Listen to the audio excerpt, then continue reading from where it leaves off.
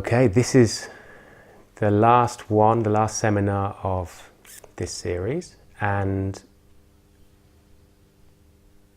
I want to look at the whole development as a process, personal development as a process, and I'm going to take an example and work through that example using the stuff that we've talked about in the previous seminars.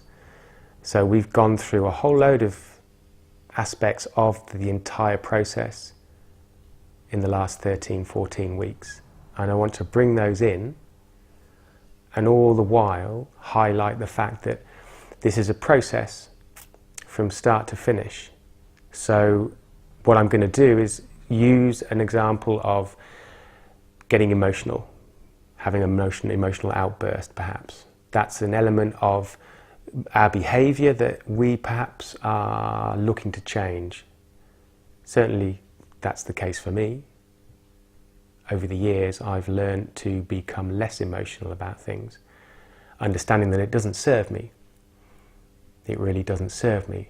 So how do I change that? How do I respond better in those circumstances that normally drive me crazy, make me say things that I'm going to regret later on?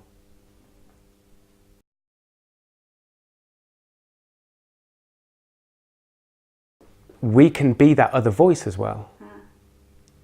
We can be that positive voice, and maybe we have to shout at ourselves to hear it, or maybe we just have to practice being that positive voice.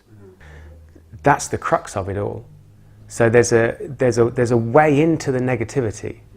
There's a way into that internal dialogue that we have, and sometimes, or most of the time, we're dependent on people doing it for us.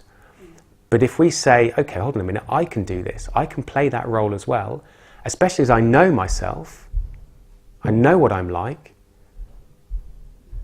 If I only know what I need to say to myself to cheer myself up or to get myself back on my feet, that's all I need. I need the awareness of where I am in that negative space, and I need the script of what I need to say to myself. And if you write it down, if you take the trouble when you're in a good mood to say, okay, next time I'm in a bad mood, because this is going to happen, I know what I'm like, I'm going to say this to myself. And even if you go to the lengths of recording it and pressing play so that you can actively listen to your own voice, if that's what it takes, then do that. And that's, again, part of this whole process. So we're basically covering the first 3 seminars here. Becoming aware of your behaviour pattern, and then the mind comes in and starts playing games with you, saying, oh, you're no good, or you can't do this, or the other person's better than you. Whatever the mind does, whatever the mind has been doing for years, then what you're doing is you've got these procedures in place that say, hold on a minute, I'm in that space again. I need to shift either my perspective or just tell myself something different, give myself a different message. Do whatever you need to do to make yourself a little bit more positive. And that's what these procedures are, is the reprogramming. Because what you're having to do is you're having to manually override the programming that has been running through your computer for the last 10, 20, 30 years. And this is not difficult. None of this stuff is difficult.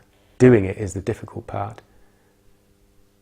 So you can override that dodgy programming that we've had. And again, we've picked it up. But why can't we reprogram ourselves bit by bit by bit? Especially when you understand yourself in the way that you do when you start to look at yourself. Especially when you understand that there are things that you can do for yourself.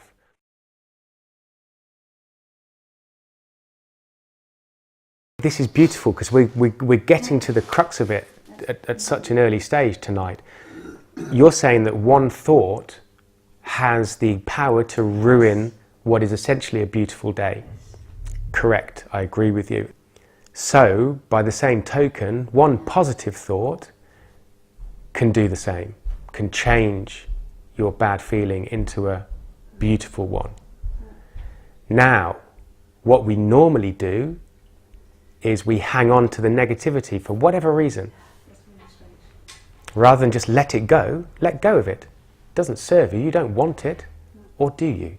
And if you do, why do you want it? Why are we hanging on to it? There's no need, it doesn't serve us. Now, let's take anger, for example. When you're in a conversation or an argument with somebody and you feel as though you're right and you want to be heard, then you're going to hang on to the anger because it serves you in your purpose of proving how right you are. But what if you just let the whole thing go? The anger, the conversation, the need to be right all the time. What if you let that go? It's easy, isn't it? It's possible. We can imagine it's possible. So on the one hand, we're letting go of something. That takes practice, letting go. And the other thing we're practicing is bringing in something that serves us better, that's more positive, that's more constructive for ourselves, not just for our development, but also just for our daily lives.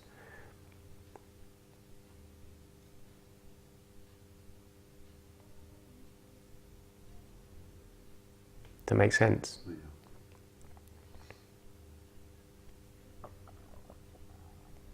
Right, so we've done the first 4 already. We're racing through these. This is great. And again, all we're talking about, all we're taking is one simple example of getting emotional and understanding, and this is the 5th seminar, the power of thought, the power of intention, the power of clarity.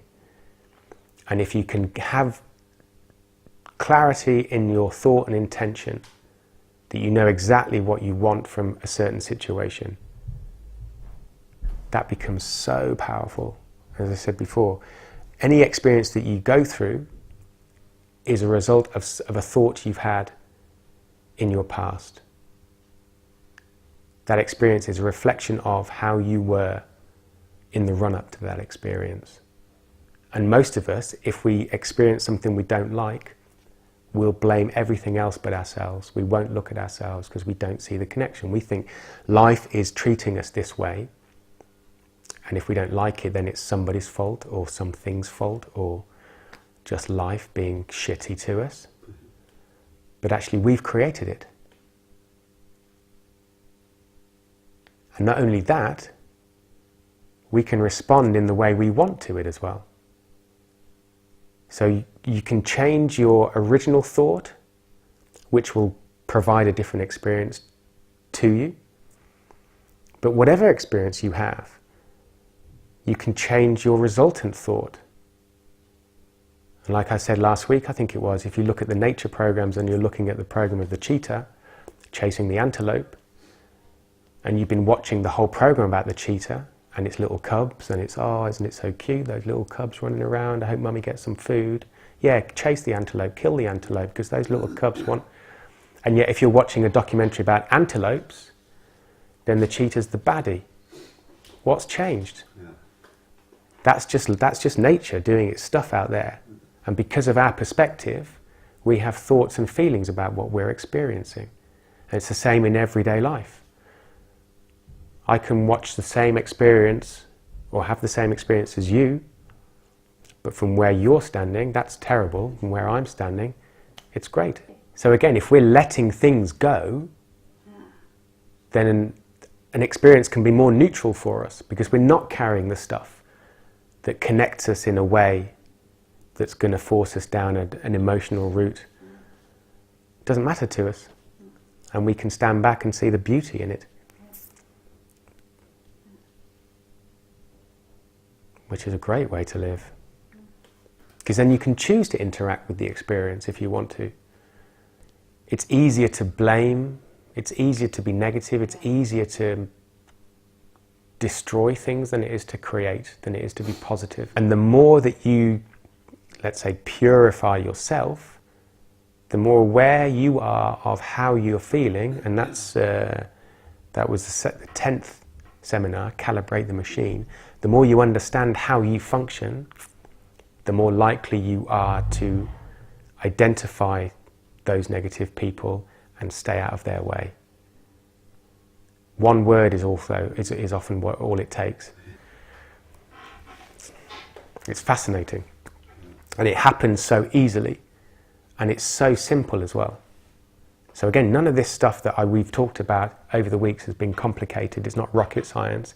It really is just about waking up, opening our eyes to how we function, how we are influenced by our environment, and how that all fits together.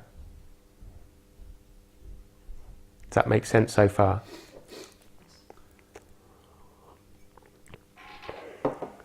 I'm looking at the next ones, 6, 7 and 8. 6 was foundations, so building the foundations of change. So again, if we take this emotional outburst, we've recognized, let's assume we've got a level of awareness about our behavior pattern, we've seen this, it happens again. Even if it's not the colleague that triggers us, it'll be somebody at home or a family member or an incident. Even if we're just watching the news at night, it triggers our annoyance because the world's such a crappy place. So what can you do? If you know that the news triggers your annoyance, yeah, that's a procedure that you can put in place. Don't do it. Yeah, but I like to, what? You like to get annoyed? You like to stay informed so that you can have conversations with other people who are informed, and then both of you drag yourself down into a pit of negativity about the world. What's the point? Stay away from the news. If this is what your trigger is, stay away from the news, stay away from those conversations. But with the foundations, all you have to do is just keep building, keep practicing, because every improvement you make is just another brick in the foundation of what's going to come. And we're always too much in a hurry. But practice, perseverance, keep going, even when it seems like nothing is happening. Yeah. So building the foundations is really important. My teacher always used to tell me, I was always wanting to get ahead of myself and always wanting to know how it's going to work out. Yeah. And am I going to be successful? What am I going to be doing? And he would say, listen, just build the foundations. That's all you have to do. Because every step that you take leads on to the next one. And every creative aspect is basically just making your foundation stronger. Gives you something firmer to stand on for the next phase.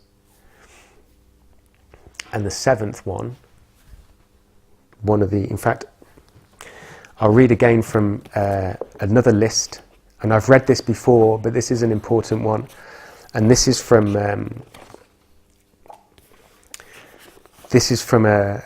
piece called 4 Hours, 4 Weeks, 4 Months, and the 4 weeks part, I had a client who was going through whatever he was going through, and I said, okay, for the next month, for the next calendar month, I want you to chart your progress towards where you want to get to. And after 4 weeks, he wrote to me and said, hey, this has gone really well. And I said, good, write about it, send me an email. And he wrote 8 paragraphs about the whole 4 weeks that he'd gone through. And I summarized each paragraph in just a line or two.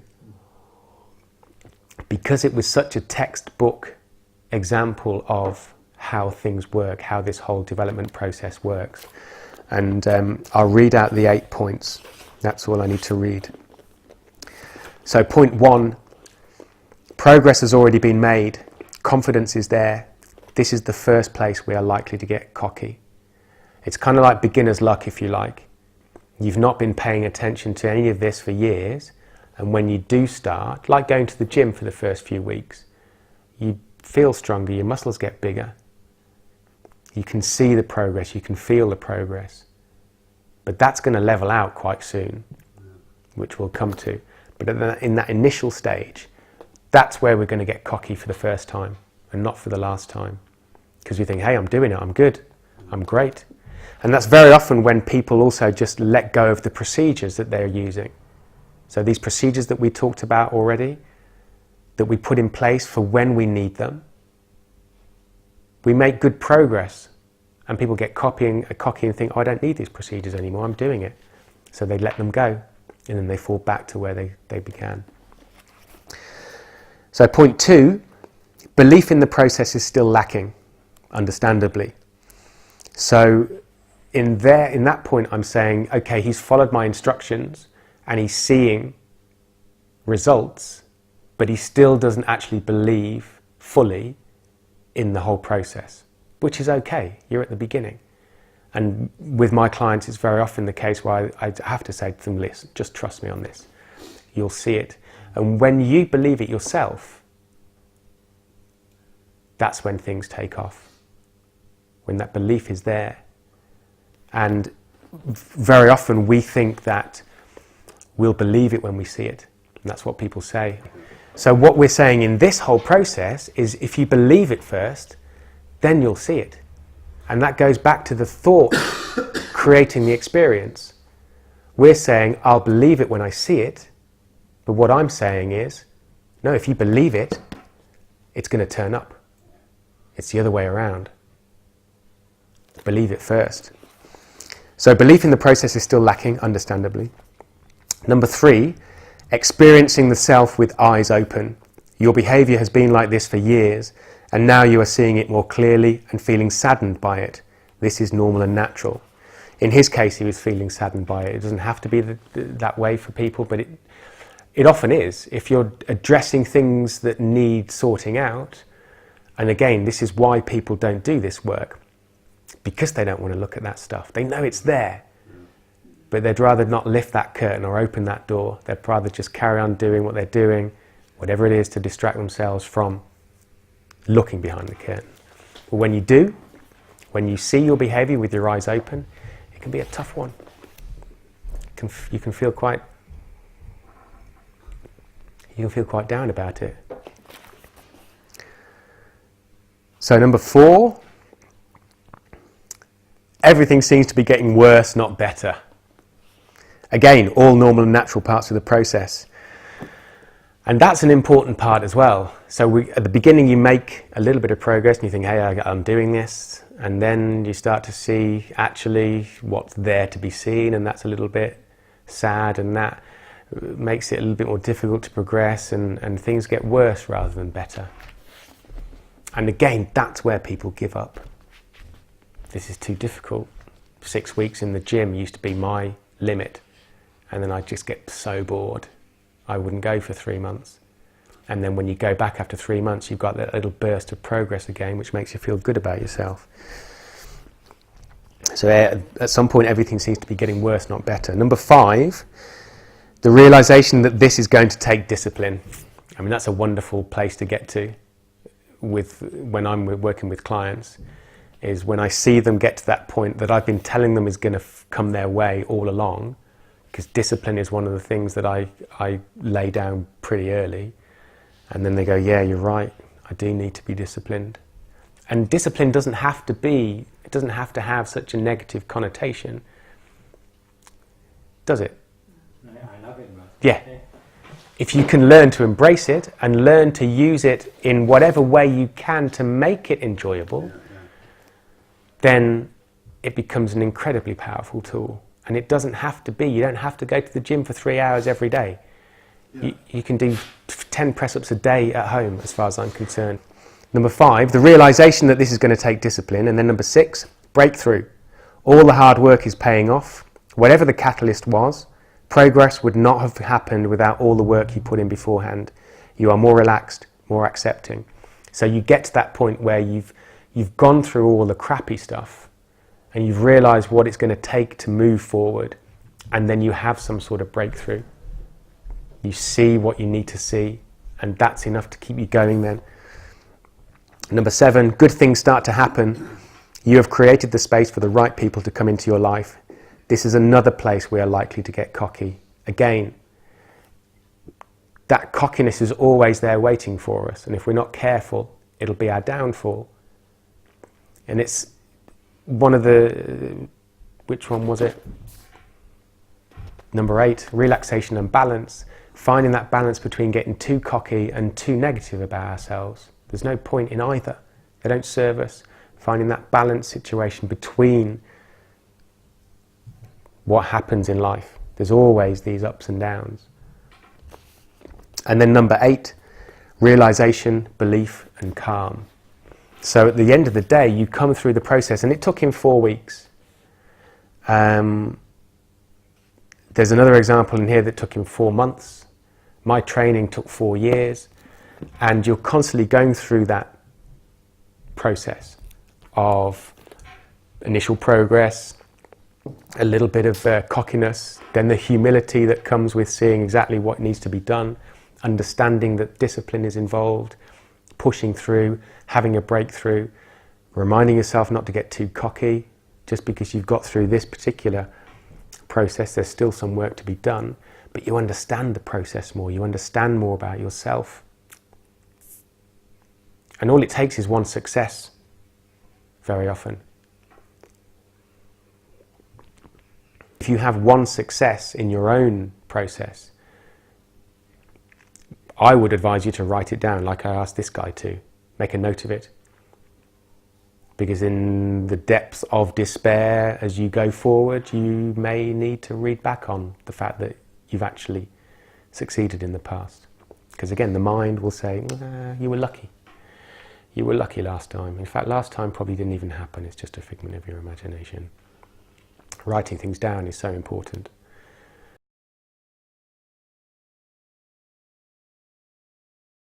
All the emotions are doing are showing you who you are. Yeah.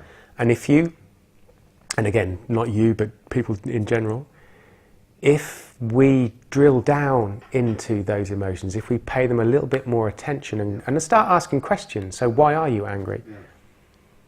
We can do that. We go back to the example that you had at the beginning. We can be that voice for ourselves.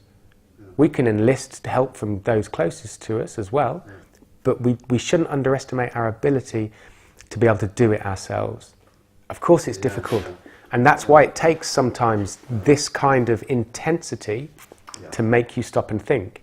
But when you feel the echoes of that crisis, because you will continue to do so, you can see, or just remind yourself of what you just said, that without this experience I would not have made the progress with myself that I've made over the last however many weeks. And whenever that next wave comes and hits you, that's another opportunity for you to address exactly the same things that you've been looking at over the last few weeks. And again, your perspective shifts. All of a sudden you're not looking at it from this perspective of this is terrible and I'd rather not this, I'd rather this doesn't happen. You're looking from the growth perspective. This is terrible, but I'm getting as much out of it as I possibly can and moving myself forward. And that's beautiful. And it also means that it doesn't take a crisis to be able to do this work. It just takes something that you're not too happy about, perhaps. And that emotion that you feel about whatever's just happened or however you've just behaved, that's again something that you can drill down into and ask your questions. Is this anger or is this fear? Why am I scared? What am I scared of? What do I believe about what's happening that's making me think and feel this way? Does that belief serve me? Where's it come from? And in fact, you don't have to think about where it's come from. It's there. And if you can identify it, you can release it, you can let it go. It doesn't serve you. And then when you realize that, well, when you see what happens when you let that belief go, you're free, you're liberated. You don't have to feel that way about this experience anymore because that belief no longer exists in your life.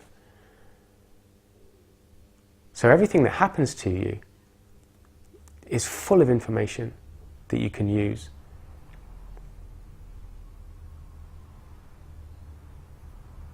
It's awesome. There's nothing better than this for me, than understanding how we function. Because if I understand how I function as an individual, as a human being, then I have a lot more empathy with those around me. Because I understand why they do the things they do.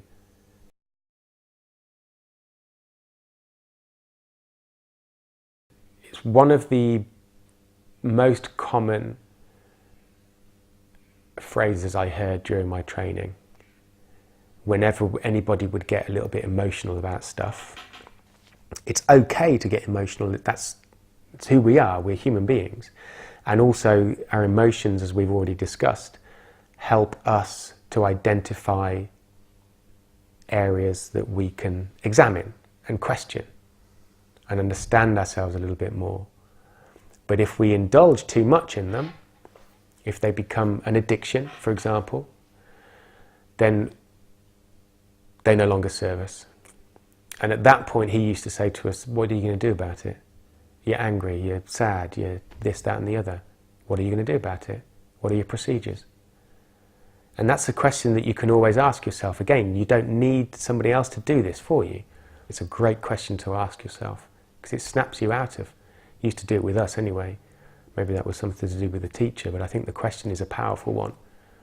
Okay, great. And you can do it with, you know, those people who moan about stuff, because that will disarm them completely if you say, what are you going to do about it? But that's another scenario. You can do it with yourself. What are you going to do about it? And then it inevitably leads you into a creative space, wakes you up out of your emotions, leads you towards a creative space, because 99.99% of the time, if not 100% of the time, there is always something you can do about it. Always. Stop feeling sorry for yourself is one of them. Great. How do I do that? Don't need to know how. Just keep trying things out. Anything. Again, be creative. You can do anything you like, try anything you like. Something's going to work. And if it doesn't, then at least you've tried, and trying itself will get you a little bit further out of your whatever state you're in. And that's all we're looking for to begin with, is just a slight improvement. We don't need to make a huge jump or try and make a huge jump, because that's just going to make things worse for us. Any slight improvement is an improvement. And that's all we need to know at the time. I'm not 100% depressed or sad or angry. I'm only 95%. Great. Brilliant. That's an improvement. Keep it going. You can do this. Tell yourself whatever you need to tell yourself to make it to 94% and 93%. It's not rocket science. And the difficulty in all of this is doing it. Doing it regularly, practicing. So again, practice dropping stuff, shedding your load of baggage, whatever it may be, from the day, from the week. Practice that on a regular basis.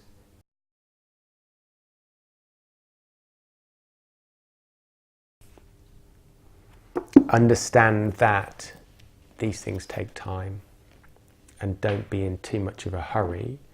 It's great to have the drive and the desire to sort things out as quickly as you possibly can, but if that starts to demotivate you and to hamper you in your progress because you want things to move more quickly, then it's counterproductive.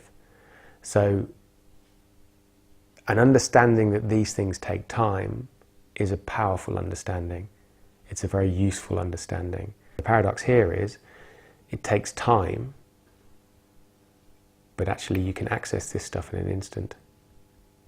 You can change, like we said at the beginning, one thought is enough to ruin your day, even though the sun's shining. So one thought should be enough to make your day. Now, getting yourself to that situation where you're able to do that takes time, perhaps. If you're able to do that on a regular basis, that takes time. But the actual leap to happiness is instantaneous. It's just a thought. It's a perspective. It's your angle on things. So we have, like I've said all along in these seminars, we have so much more control over who we are than we think. And if we drop all the stuff that doesn't belong to us, including what we think belongs to our identity, who we think we are, get rid of that. Just drop it. Let it go. And then you can bring in whatever you want. You can be whoever you want. And the emotions are your feedback mechanism. The world is your feedback mechanism. Every experience that you have and every feeling that you have about the experiences that you have is your feedback mechanism. It's giving you information, it's telling you, it's offering you the opportunity to investigate, to ask questions, the answers to which will move you forward.